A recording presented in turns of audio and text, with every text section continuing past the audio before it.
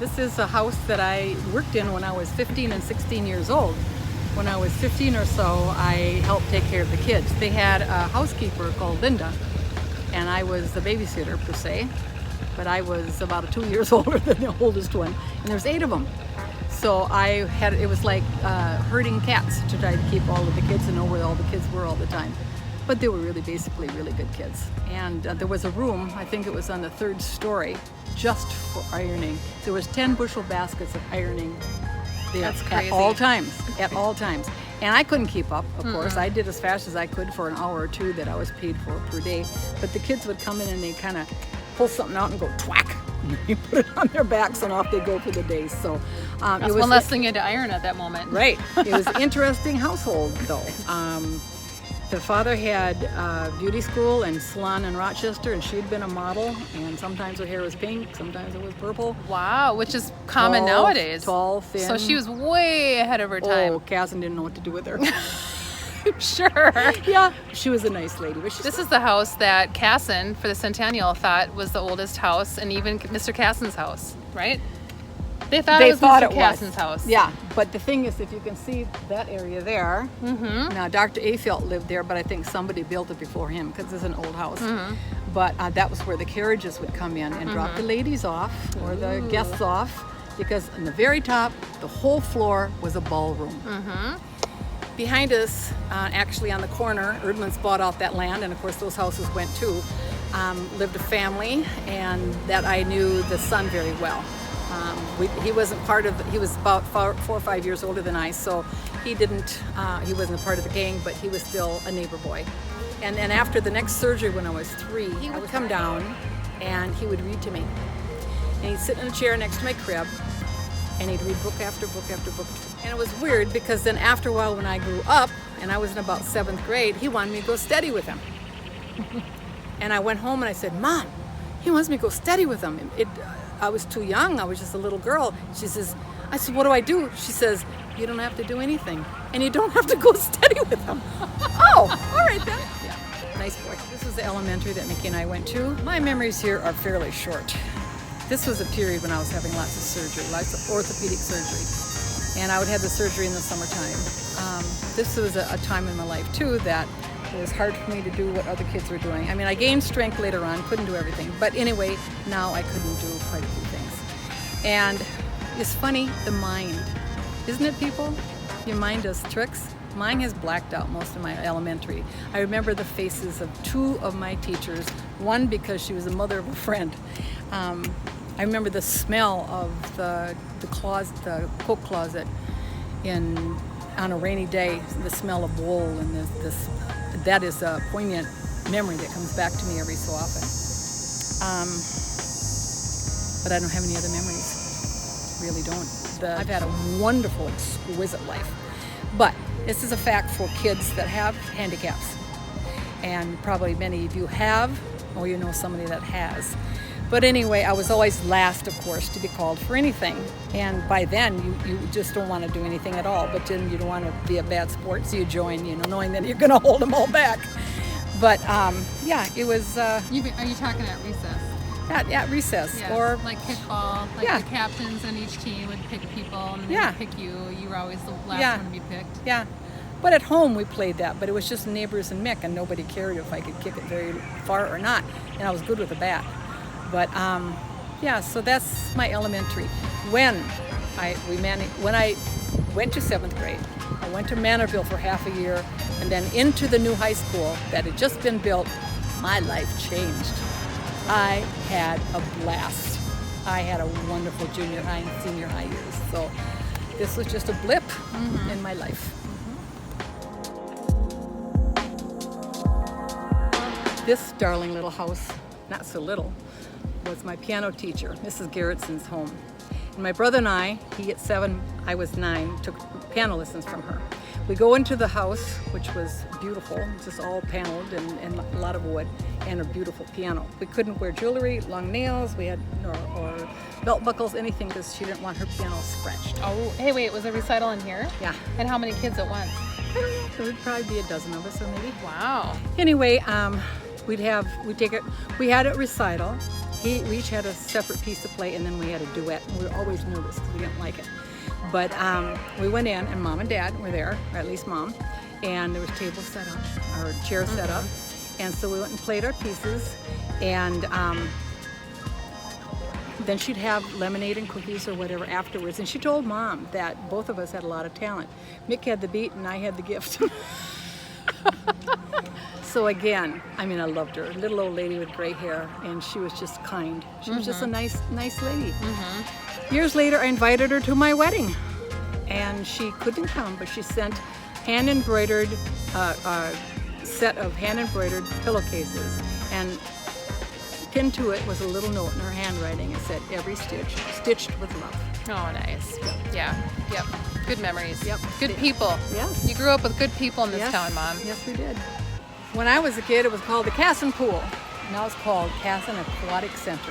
And look at it. Yeah, it deserves the name. Yeah, we turned the corner and we went, whoa! Yeah. Well, totally different. One pool and nothing like this. Because when you were growing up, it was a small pool. When back in the day, when I was under 10 or whatever, they had rebuilt it a little bit bigger. It was like an L then. Didn't they put an L? Yeah, no, it was just a rectangle. And then after I kind of quit coming here every summer, then they turned it into an L, which was like a big deal. Yeah. Now it's an aquatic center. We're super impressed here, and this place just keeps getting better and better. Well, for one thing, when I was having orthopedic surgeries and doing all that through the Mayo Clinic, the doctors always told Mom, get her swimming as much as possible, because that was the best exercise for my muscles. Often we swam most of the day. So it was so much fun. We had so many games, shark and Marco Polo, and Mick was always a shark. Scared the heck out of us because you couldn't get out of the pool. You had to just swim away. And another stupid story on me.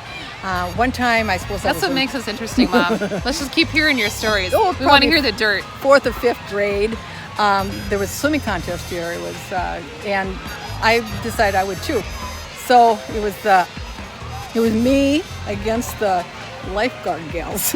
Wow. Now I had to have been a little bit older than that, 6th or 7th maybe.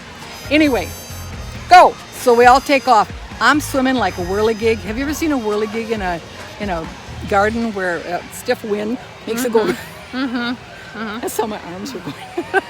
Like I'd been shot out. So of maybe your form wasn't the best. Shot out of a cannon, and a hurricane was taking me down. Yeah, but your determination was huge. It was. Yeah. I mean, I don't know if a lot of people were snickering at it. I would guess. I would probably have been snickering at it, maybe. But I won second prize. Wow, good for you. Nice. I still remember that so well. Oh, yeah. But I wanted to win. I'd never win anything. But I did. I won that one. Cool. My good childhood friend, we used to come up here during the day and swim in the afternoon. It was super hot. And then we would go home and eat dinner, and then we would come back up in the evening. And I remember just walking home about 10 blocks that way. A cold summer night, and I was just shivering all the way home, but thinking, wow, that was fun. Because I never had pool memories at home. So here I got to hang out with all the town kids, all of her friends, or we would just meet kids and we would play like freeze tag and all sorts of fans. We didn't even have any fans in the house, talk about air conditioning. And so we would come up swimming, and your body gets so cold, so cool in that cool water. And then we'd come back and we put our jammies on, and my bedroom window, there weren't many windows upstairs, one window faced the alley, and we get some breeze in there. So we get our jammies on and push my bed over towards the window, and we lay on our tummies looking out at the alley. And we'd watch, hoping for a cool breeze, and listening to the night sounds, because people would be walking down, there'd be something else going here, something else going there, and then we were cool. And then we'd get tired, and then we'd go in his own bedroom, we'd go to sleep. Nice. Yeah.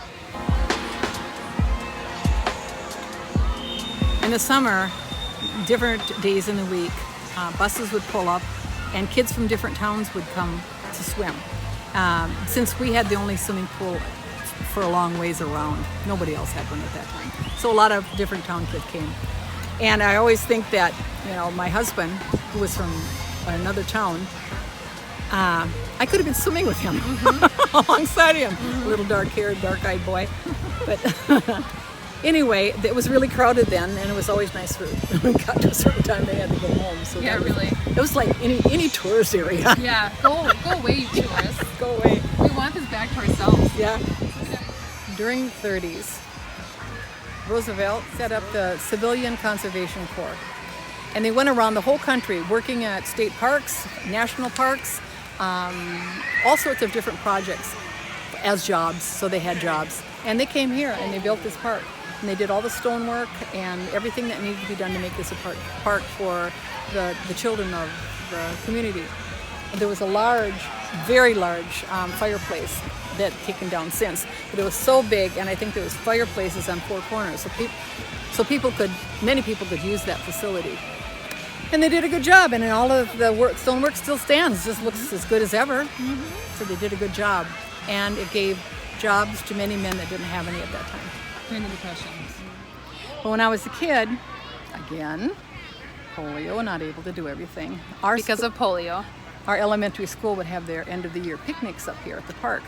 And we'd bring hot dogs, or they would bring hot dogs, and we'd bring other things to pitch in. And we'd come, and there'd be other people here too, and they would be off playing baseball or walking, or groups of girls talking or whatever. And I wasn't a part of that. And I'm not trying to have a pity party here. It's just the way it was. And I know that many people feel the same way. Yeah, they were probably doing like the typical stuff, like three-legged races, Yeah, or playing games, or doing just different things. They weren't doing anything wrong whatsoever. No, They were so- enjoying their end of the year picnic. Right, so you were probably on a picnic table by yourself. Yeah. What, more or less? Doing what?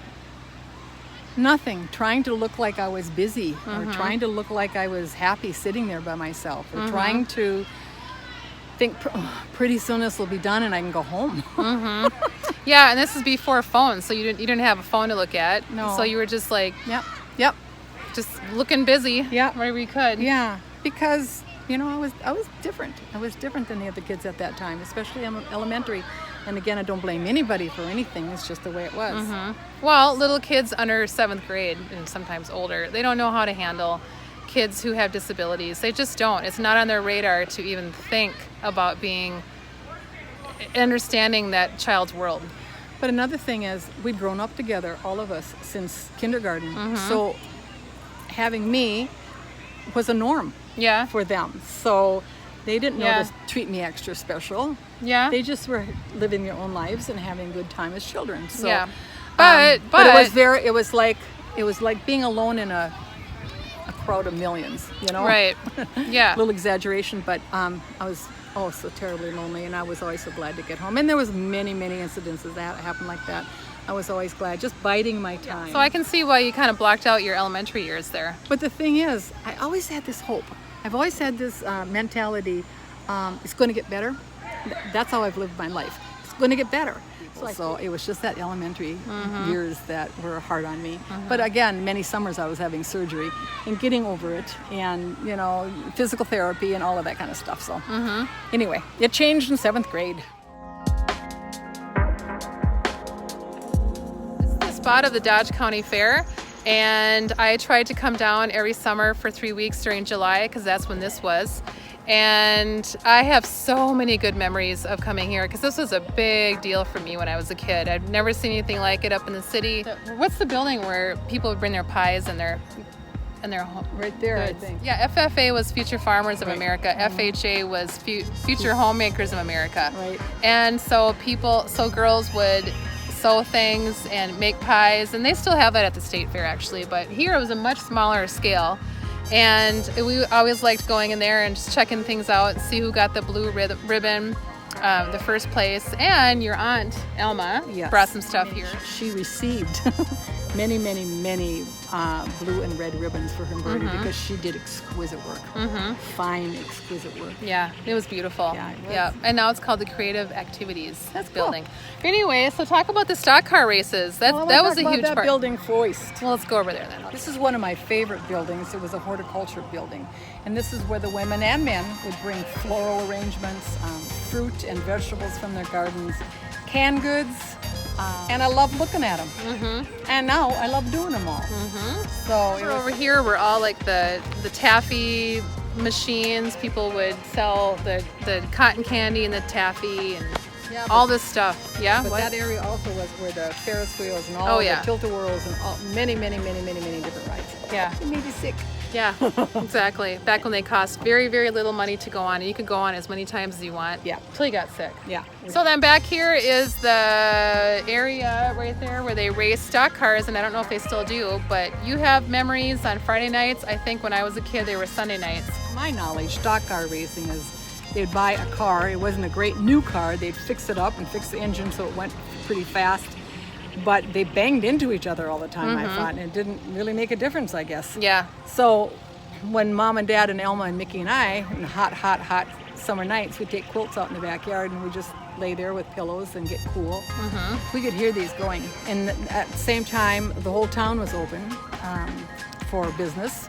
And so the lights and people were everywhere. So we were back there and we just listened to the town noises, which was so cool. The little tiny hokey fairs that would come through. Down in the end, they'd rent an acre or two, and it was just a big tent or two, and that's where they had all of these. Come and see the shark boy, you know. Here or somewhere else? No, here in town, just in the other, it'd be the... Not during the Dodge County Fair? No. Oh, okay. No. They would come in and set up, and all of us would go, and you pay a quarter to get into that tent Yeah. and see all these things. I'm sure the bearded woman went off the stage and went...